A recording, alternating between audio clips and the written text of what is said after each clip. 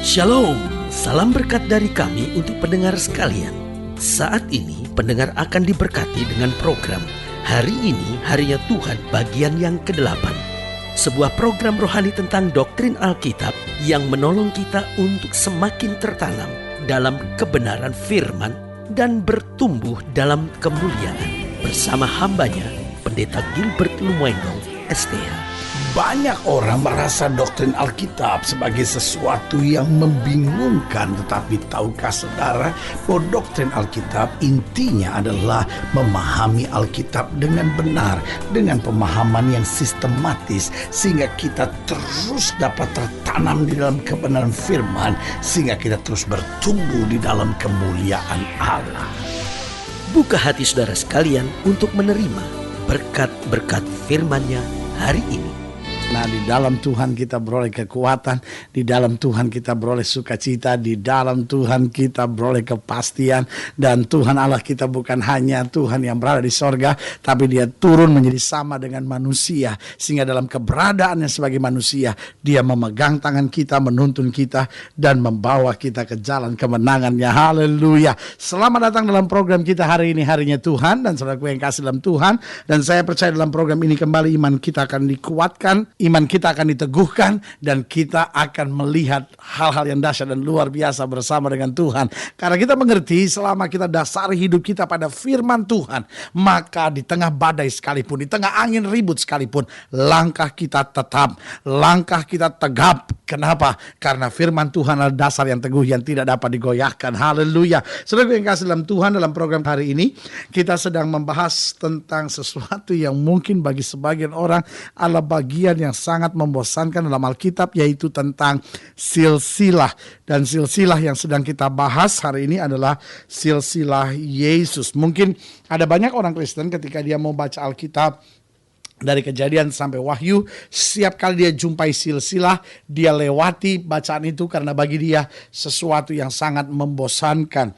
Tetapi saya pelajari kadang-kadang dari silsilah-silsilah yang dibacakan, kita bisa melihat hal-hal yang dahsyat dan luar biasa. Karena saya terlalu percaya bahwa firman Tuhan adalah Allah sendiri. Berarti dari firman Tuhan, setiap katanya, setiap kalimatnya, pasti ada maksud Tuhan di dalamnya. Pasti ada sumber kekuatan bagi kita yang percaya. Lukas pasal 3 ayat 23 sampai ayat yang ke-38. Lukas pasal 3 ayat yang ke-23 sampai ayat yang ke-38. Ketika Yesus memulai pekerjaannya, ia berumur kira-kira 30 tahun. Dan menurut anggapan orang, ia adalah anak Yusuf, anak Eli, anak Matat, anak Lewi, anak Malki, anak Yanai, anak Yusuf, anak Matika, anak Amos, anak Nahum, anak Hesli, anak Nagai, anak Maad, anak Matika, anak Simei, anak Yosek, anak Yoda, anak Yohanan, anak Reza, anak Serubabel, anak Seltiel, anak Neri, anak Malki, anak Adi, anak Kosam, anak Elmadam, anak anak Yeshua, anak Eliezer, anak Yorim, anak Matat, anak Lewi, anak Simeon, anak Yehuda, anak Yusuf, anak Yonam, anak Eliakim, anak Meliah, anak Mina, anak Matata, anak Natan, anak Daud, anak Isai, anak Obed, anak Boas, anak Salmon, anak Nahashon, anak Abinadab, anak Admin, anak Arni, anak Hesron, anak Peres, anak Yehuda, anak Yakub, anak Ishak, anak Abraham, anak Terah, anak Nahor, anak Seruk, anak Rehu, anak Pelek, anak Eber, anak Salmon, anak Kenan, anak Arpaksad, anak Shem, anak Nuh, anak Lamekh, anak Metusalah, anak Henoch, anak Yared, anak Mahalel, anak Kenan, anak Enos, anak Set, anak Adam, anak Allah. Nah, saudaraku yang kasih dalam Tuhan, kalau saudara baca ayat ini, saudara mungkin mendengar program ini sambil berkata, aduh, Ini bacaan yang sangat membosankan dan paling membuang waktu karena hanya bicara tentang anak ini, anak ini, anak ini. Bayangkan Yesus dihubungkan sampai Adam, sampai pada kesimpulannya dia adalah anak Allah atau adalah Allah sendiri. Nah, mungkin sudah baca ayat ini dan berkata, aduh, pelajaran apa yang kita bisa ambil dari silsilah yang dibacakan hanya anak ini, anak itu, belum lagi ada nama-nama yang sama lagi. Pelajaran apa yang bisa kita ambil? Nah, saya lihat, coba mulai dari ayat yang ke-23 dikatakan demikian. Ketika Yesus memulai pekerjaannya, ia berumur kira-kira 30 tahun dan menurut anggapan orang, ia adalah anak Yusuf, anak Eli. Berarti yang pertama, pelajaran pertama yang bisa kita ambil di sini bahwa segala sesuatu yang dikerjakan oleh Allah pasti direncanakan dengan baik. Dengar baik. Segala sesuatu yang direncanakan oleh Allah pasti direncanakan dengan baik. Segala sesuatu yang dikerjakan oleh Allah pasti direncanakan dengan baik. Nah, saudaraku yang kekasih dalam Tuhan, Allah sedang mau mengajar kita bahwa seringkali kita gagal bukan karena kita nggak mampu. Seringkali kita gagal bukan karena kita nggak sanggup. Seringkali kita gagal karena kita tidak merencanakan sesuatu sebaik-baiknya. Saya ambil contoh sederhana. Ada banyak rumah tangga yang hari-hari ini goyah. Ada banyak rumah tangga yang hari-hari ini goncang. Sebetulnya hanya karena sangat sederhana sekali. Karena tidak merencanakan pernikahan itu dengan baik. Karena tidak merencanakan keluarga itu dengan baik. Dia pacaran sembarangan. Dia menikah asal menikah tanpa pengertian yang jelas. Masuk pernikahan tanpa konseling pranikah yang jelas. Masuk pernikahan tanpa visi. Tanpa mengerti kenapa dia menikah. Hanya mungkin karena sudah umur saja. Dan apa yang terjadi? Waktu rumah tangganya goncang, waktu rumah tangganya goyah, dia mulai marah sama Tuhan dan berkata, Tuhan, kami kan sudah diberkati di gereja, kenapa masalah ini terjadi? Jawaban saya sederhana, segala sesuatu yang Allah kerjakan, Allah rencanakan dengan sebaik-baiknya.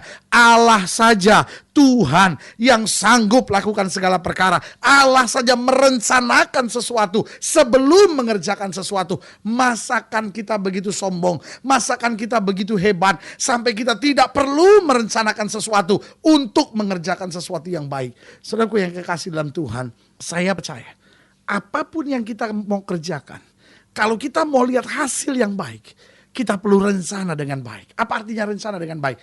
Artinya kita harus doakan dulu. Kita harus minta petunjuk dari Tuhan. Ini benar gak ya dari Tuhan? Saudara-saudara yang mau mulai usaha misalnya. Saudara-saudara yang mau memilih pekerjaan. Saudara-saudara yang mau memilih karir. Saudara-saudara yang mau memilih pasangan teman hidup. Mulai dari situ dulu. Mulai dari doa dulu. Minta petunjuk dari Tuhan.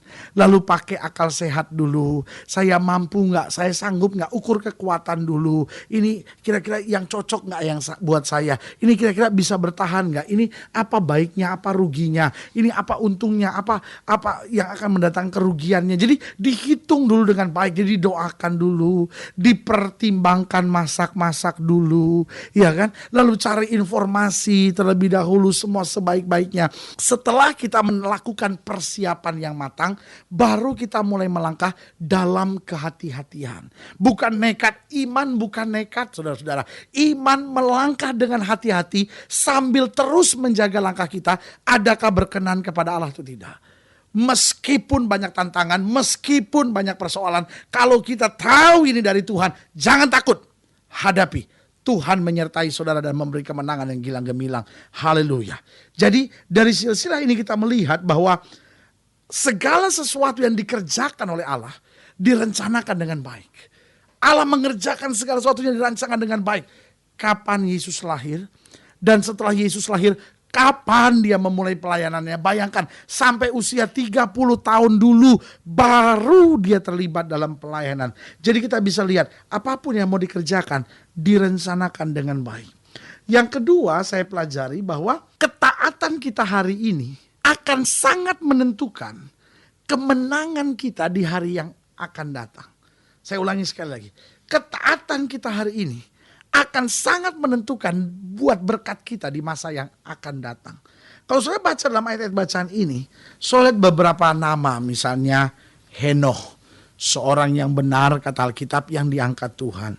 Saya baca nama Abraham misalnya, seorang yang dengan setia menantikan janji Allah. Kita lihat Ishak, seorang yang menabur di tanah orang kafir, tapi ditekan, dia tetap memberkati, dia tetap berbuat yang baik, tidak pernah berbuat yang jahat. Lalu kita lihat Boas, orang yang mau menerima seorang yang sebetulnya dari orang kafir, Rut itu, lalu diterima apa adanya oleh Boas. Lalu Daud, seorang yang menghadapi raksasa yang bernama Goliat. Lalu Zerubabel yang harus membangun bait Allah. Jadi kita lihat orang-orang yang ditulis di dalam silsilah Yesus ini, mereka adalah orang-orang yang berjalan dalam ketaatan. Dan ketaatannya pada saat itu, mereka tidak menyadari, mereka tidak menyangka bahwa justru dari keturunannya lahir Mesias. Sudah bisa bayangkan, hari ini mungkin sudah taat, tapi sudah lihat, aduh kok penderitaan saya berat, kok tantangan saya berat. Tetaplah berjalan dalam ketaatan. Karena ketaatan sudah hari ini sangat menentukan berkat-berkat sudah di masa yang akan datang. Mungkin kadangkala engkau tidak merasakan secara langsung berkat-berkat itu. Tapi Papa yang taat, anak-anaknya diberkati. Papa yang taat, anak-anaknya melihat mujizat. Bahkan sampai keturunan-keturunannya kata Alkitab. Jadi lihat pelajaran apa yang kita bisa terima dari silsilah Yesus. Kalau kita sudah gali gini lalu kita lihat, iya ya, menarik juga silsilah Yesus ini ya. Siapa-siapa ya yang ada dalam silsilah Yesus. Kita lebih tertarik lagi untuk mendalaminya. Karena kita bisa lihat bahwa segala sesuatu yang dikerjakan oleh Allah direncanakan dengan baik. Iya kan? Lalu kita lihat bahwa ketaatan kita hari ini sangat menentukan berkat kita di masa yang akan datang. Dan yang ketiga, yang terakhir saya pelajari, bahwa dalam agenda kerja Allah tidak ada yang terluput. Kenapa tidak ada yang terluput? Allah tidak pernah lalai. Terekam semuanya dengan sempurna. Sampai mulai dari Adam sampai Yesus, saudara-saudara. Jadi saudara lihat, tidak ada yang terluput. Semua terekam dengan baik. Karena saudaraku yang kekasih dalam Tuhan, saya pelajari. Ada dua hal yang Allah tidak pernah kerjakan. Allah tidak pernah kerjakan sesuatu secara kebetulan. Dan Allah tidak pernah kerjakan sesuatu secara mendadak. Itu sebabnya Allah kita adalah Allah yang tidak pernah lalai. Tidak ada masalah, tidak ada persoalan, tidak ada situasi yang terlalu kecil sampai Allah lalukan begitu saja. Tapi juga tidak pernah ada yang terlalu besar sampai Allah tidak pernah bisa menundukkan dan mengalahkannya. Itu sebabnya saya begitu yakin. Allah saya tidak pernah bekerja secara kebetulan, tidak pernah bekerja secara mendadak. Itu sebabnya segala sesuatu direncanakan dengan baik. Tidak ada yang terluput dan dia tidak pernah lalai. Itu berarti dia tahu air mata saudara. Dia tahu apa yang sedang kau hadapi. Dia tahu pergumulan-pergumulan berat yang sedang kau jalani. Dan waktu kita membaca, merenungkan ayat ini, biarlah kita ingat Tuhan, apapun yang ada di depan saya harus rencanakan segala sesuatunya dengan baik. Saya harus libatkan Tuhan dalam segala perkara. Saya tahu bahwa ketaatan saya hari ini sangat menentukan masa depan saya. Dan saya juga percaya bahwa Allah tidak pernah lalai. Semua yang dijanjikannya pasti akan digenapi dalam kehidupan saya. Haleluya. Karena itu pendengar sekalian, jika saudara ingin dilayani lebih jauh, hubungi kami melalui surat, hubungi kami melalui telepon, kunjungi website kami. Karena kami ada untuk membawa Bapak Ibu Saudara sekalian senantiasa lebih dekat pada Tuhan, mengalami kasih kuasa mujizat yang luar biasa. Karena kita terlalu percaya bagi Yesus tidak ada perkara yang mustahil. Haleluya. Kalau saya ingin didoakan secara khusus pada program ini juga, saya izinkan saudara taruh tangan kanan saudara di dada. Setiap saudara yang mau didoakan secara khusus, saudara boleh taruh tangan kanan saudara di dada. Kita doa karena kita percaya bagi Allah tidak ada perkara yang mustahil. Saudara sakitkah, saudara berbeban beratkah, atau mungkin hari-hari ini saudara sedang merasa bahwa Tuhan, kenapa janjimu tidak kau tepati dalam hidupku? Kita doa sekarang. Bapa, dalam nama Yesus, hamba berdoa buat setiap saudara-saudaraku, mereka yang sakit, mereka yang berbeban berat, mereka yang menghadapi masa-masa yang sukar, mereka yang menghadapi tantangan, mereka yang mungkin hari-hari ini sedang bingung karena berbagai tekanan kehidupan yang sedang mereka jalani. Hamba berdoa saat ini di dalam nama Yesus, kami tolak segala sakit penyakit, kami tolak segala kelemahan tubuh, tekanan yang mau membelenggu orang percaya. Kami patahkan kuasa di dalam nama Yesus, sehingga melalui program ini kembali kami alami zaman Tuhan, kasih Tuhan, kuasa Tuhan, dan kami raih kemenangan yang berkelimpahan. Di dalam nama Yesus kami berdoa dan kami percaya janji-Mu ya dan amin. Haleluya. Amin. Saudaraku yang kasih dalam Tuhan, kita sudah berdoa, imani apa yang sudah saudara doakan, karena bagi Allah tidak ada perkara yang mustahil. Haleluya. Doa saya menyertai saudara tetap maju dalam Tuhan. Ingat, kita tidak pernah sendiri, karena bersama Yesus kita cakap menanggung segala perkara. Tetap bersukacita, tetap bersemangat menghadapi segala perkara, dan jangan lupa jadikan hari ini harinya Tuhan. Haleluya.